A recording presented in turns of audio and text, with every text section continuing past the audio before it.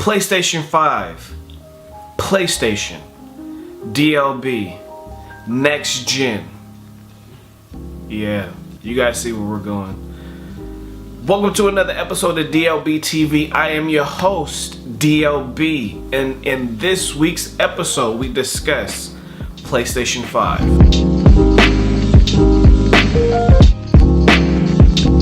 So to give you guys a heads up, in this video, we're going to talk about the interview that Mark Cerny did with Wired magazine. I'm going to have a whole nother video where I talk about my predictions of what I think we're going to see when it comes to the PlayStation 5. So first and foremost, that's going to be a whole nother video.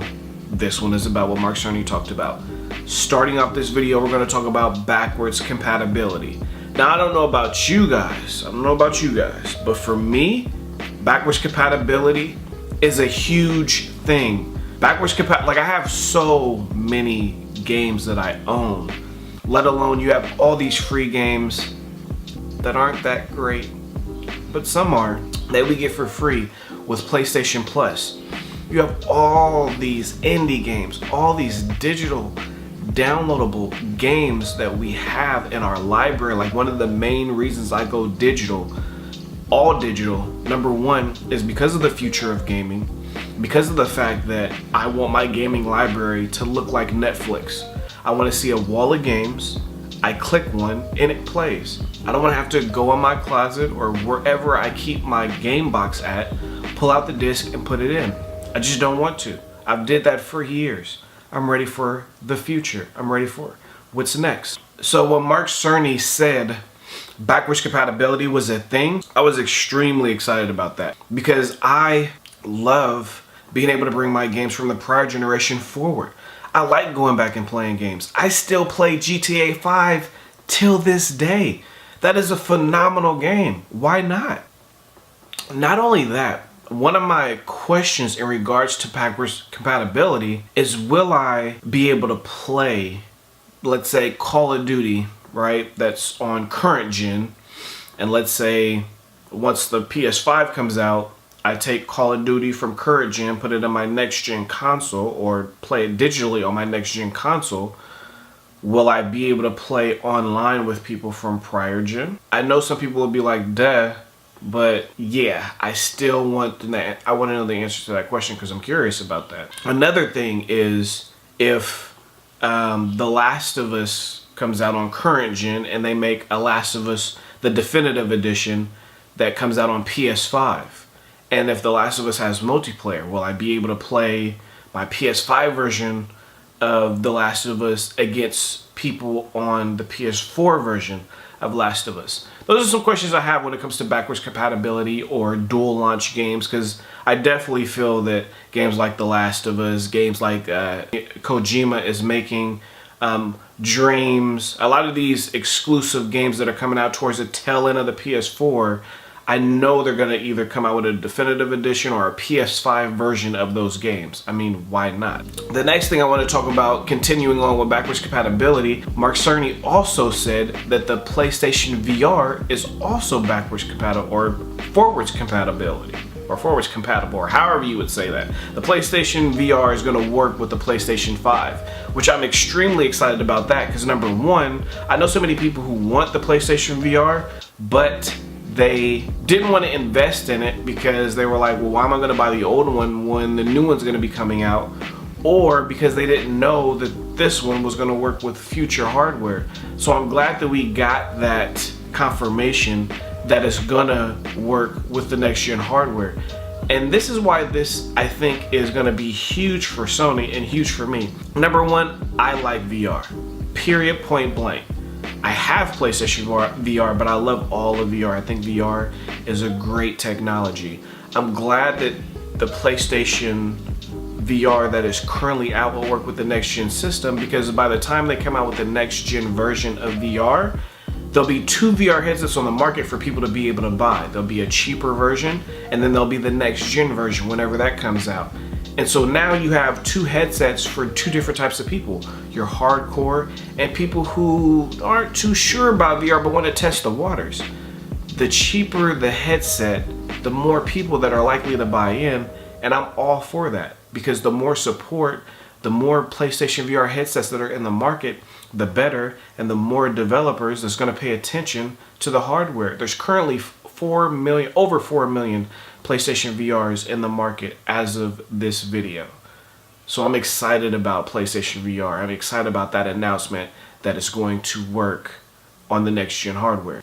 Now, the last thing that I want to talk about is the hard drive that Mark Cerny talked about. Now, some key words that they use is the fact that this hard drive is a specialized hard drive. The fact that at the moment, this specific hard drive, the specs of this hard drive is nowhere near anything that's on the market right now that you can buy for a high-end PC. There's nothing like it. So there's two things about that. Number one, that gets me really excited, and I can't wait to be able to experience it. One thing that they did was they showed off a demonstration of Spider-Man in regards to fast traveling. So on the PlayStation 4 Pro, they timed how long it took for Spider-Man to fast travel from one point to another point, and it took a total of 15 seconds. Then they did it on this next gen hard drive that's going to be on the in the PlayStation 5, and it took 0.8 seconds.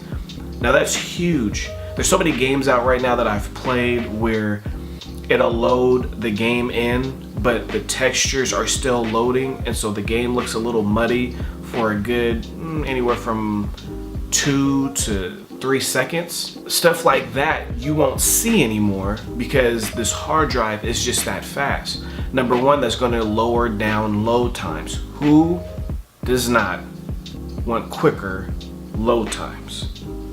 Anyone? When it comes to downloading content, it will download quicker because the write speed on the hard drive will be quicker. But again, that all depends on Sony's network, which is a whole nother situation. So I'm excited when I heard about that hard drive. But number two, what concerns me about that hard drive is this a proprietary hard drive? The fact that it's not unlike any hard drive that's on the market makes me wonder, because it's unlike any hard drive that's on the market, are we going to have a proprietary situation?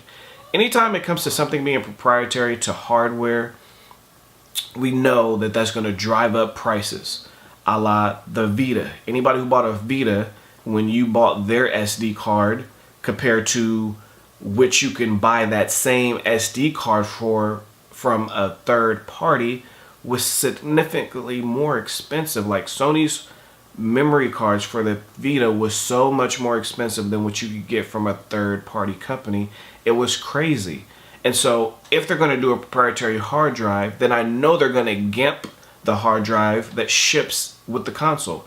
And what I mean by that, not that I'm saying that they're going to make it slower or anything like that, but what I am saying is that they're not going to give us that much. So if it's a proprietary hard drive, I think they're probably going to give us a terabyte hard drive.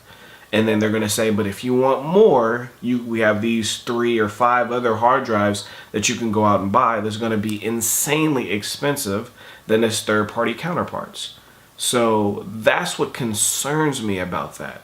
But nonetheless, it was exciting to see that we're getting news in regards to next-gen hardware. We knew it was in the works. We knew it was coming. A lot of people thought it was coming in 2019. I clearly knew that wasn't going to be the case. Sony's not going to be missing out on E3 when they're getting ready to launch a new console.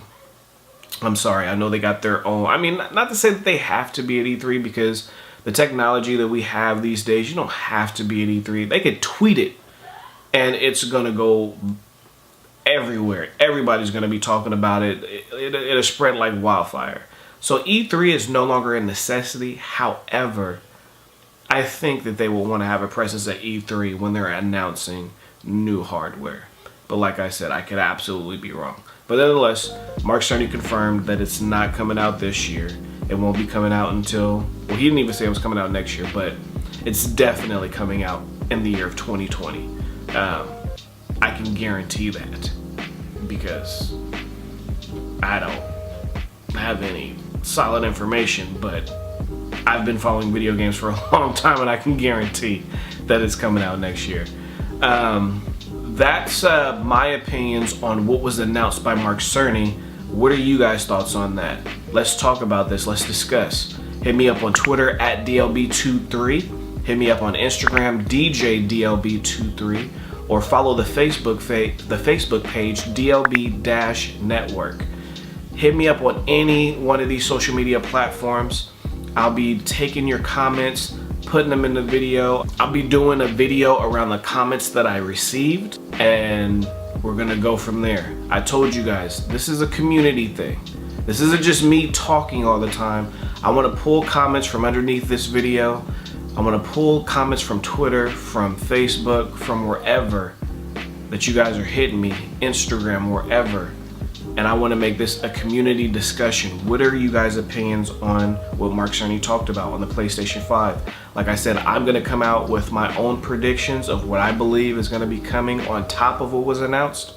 But there's a lot of things that weren't talked about. The PlayStation Network, digital formatted games, prices, different ways to purchase them. I got so many things that I feel that are gonna change within this next generation of gaming. Cross-platform play, so on and so forth.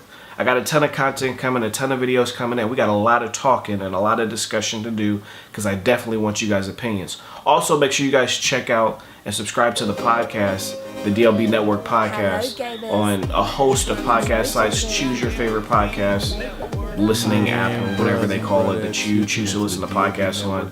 You'll find us there. Subscribe to the show. Until the next video, I'm out. Be kind to one another. Be peaceful. Stay blessed. Peace. Hello gamers. You guys are listening to the DLB Network podcast. Man, bros and brodettes, you're tuning to the DLB Network podcast. Yeah, boy, it's time to get the show started. This is the DLB Network Gaming Podcast.